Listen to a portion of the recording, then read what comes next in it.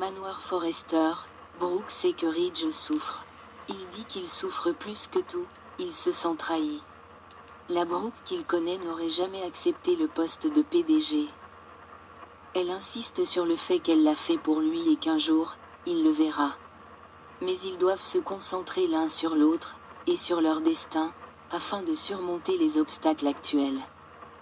Brooke sait combien il sera difficile de se remettre ensemble, mais ils l'ont déjà fait. Ridge demande si sa présence est censée faciliter les choses. Brooke admet que savoir Ridge avec Taylor la blesse, mais elle lui est toujours dévouée et souhaite son retour.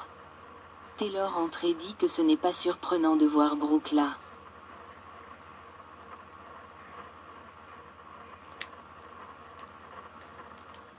Taylor dit que Brooke n'a pas besoin de s'expliquer, car c'est assez évident ce qu'elle fait.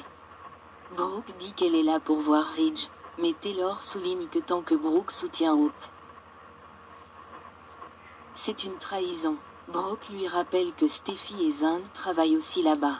Brooke leur dit qu'elle est d'accord avec ce qu'ont fait Hope et Carter.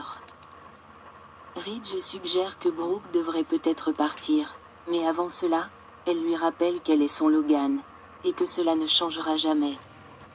Ridge s'excuse auprès de Taylor d'avoir dû intervenir lors de sa conversation avec Brooke. Taylor n'était pas surpris par sa présence, mais elle lui demande comment il va après l'avoir vu. Ridge souligne que Brooke pense l'aider, mais Taylor affirme que Brooke ne voit pas en quoi ses actions le blessent. Taylor admet que cela aurait été bouleversant d'entrer et de voir Brooke. Mais elle a changé. Ridge reconnaît qu'elle est plus forte maintenant.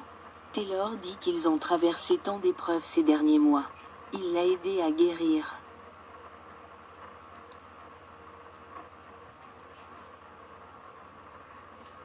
Et maintenant elle croit en son amour pour elle.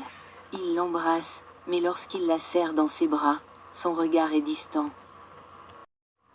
Chez Forrester, Brooke retourne au bureau et découvre le communiqué de presse annonçant sa nomination au poste de PDG. Elle repense à sa conversation avec Ridge sur leur lien indéfectible, et à sa volonté de se battre pour lui. Brooke observe le bureau du PDG de Forrester Création et se souvient de son séjour à Rome. Ridge lui a avoué qu'il ne voulait plus passer un jour sans elle et lui a demandé d'être son Logan pour toujours. De retour au présent, Brooke jure de ne pas abandonner leur relation. Chez Bill, Liam raconte à Bill l'anniversaire de Steffi et Finn. Liam se demande s'ils parlent de la façon dont ils ont failli perdre Steffi parce que Luna l'a droguée et enfermée dans une cage. Luna, cachée dehors, essuie ses larmes en écoutant la conversation.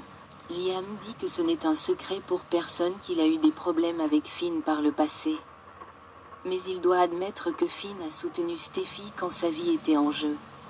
Liam reconnaît à Finn qu'il avait raison sur le fait que Steffi avait des ennuis alors que personne ne le croyait. Et il avait également raison sur le fait que son cousin, psychopathe, était le coupable. Bill dit que Luna paye pour ses crimes, mais Liam ne pense pas qu'elle paye pour ce qu'elle a fait à Bill. Bill dit qu'il a tourné la page.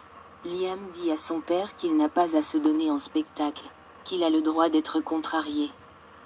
Il rappelle à Bill toutes les fois où Luna était avec les enfants et la famille. Bill répète que Luna paye pour ses crimes, Liam ajoutant qu'elle est en prison, là où elle doit être. Dehors, Luna semble bouleversée. Liam taquine son père lorsque Bill commence à suggérer qu'il est temps pour lui de partir. Liam dit que Will et lui se sentent déconnectés de leur père. Mais Bill appelle son fils son « bras droit » en matière d'affaires et il adore le voir élever ses petites filles, mais il doit s'occuper de certaines choses maintenant. Liam acquiesce, mais espère que la « chose » n'est pas une autre femme de son passé ou une cousine de Finn. Luna a toujours l'air bouleversée depuis sa cachette. Bill dit à Luna que chacun a son opinion. Luna dit que Liam avait raison, car elle avait cette idée de la famille parfaite en tête. Alors elle s'est retournée contre sa vraie famille qu'il aimait.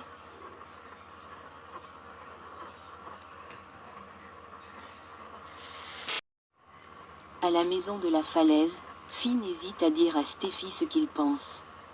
Il se demande comment lui annoncer que Luna est sa fille, sachant que cela changera tout. Steffi dit que les enfants sont partis toute la nuit et qu'ils pourront fêter ça une fois qu'ils auront parlé de ce qui le tracasse. Finn dit que ce n'est pas facile d'en parler et qu'il est encore en train de digérer. Elle insiste sur le fait que quoi qu'il en soit, ils peuvent le gérer. Steffi dit à Finn qu'ils peuvent tout surmonter ensemble, et c'est pour ça qu'ils font la fête. Finn finit par acquiescer, ne voulant rien gâcher, lorsqu'il commence à changer de sujet.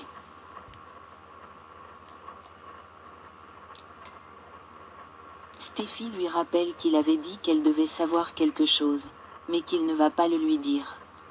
Finn dit à Steffi que rien n'est plus important pour lui qu'elle et les enfants. Elle est sa motivation. Il aime leur vie et leur amour et il espère qu'elle ne l'oubliera jamais. Elle dit qu'il est aussi son monde. Il s'en lasse, mais Steffi a l'air inquiète.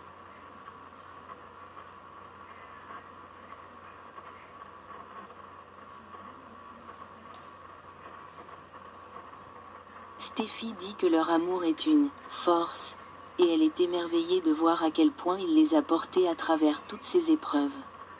Elle admet que leur relation a atteint ses limites, mais qu'elle s'est renforcée, et il l'a sauvée, d'abord de sa mère biologique, puis de son cousin fou.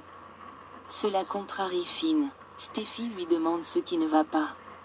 Mais il répond simplement qu'elle est tout pour lui. Steffi l'embrasse puis lui annonce qu'elle va dans la chambre pour qu'ils puissent, enfin, fêter leur anniversaire. Une fois parti, Finn regarde une photo de lui avec Luna. Il se jure de dire à Steffi qu'il est le père de Luna, demain.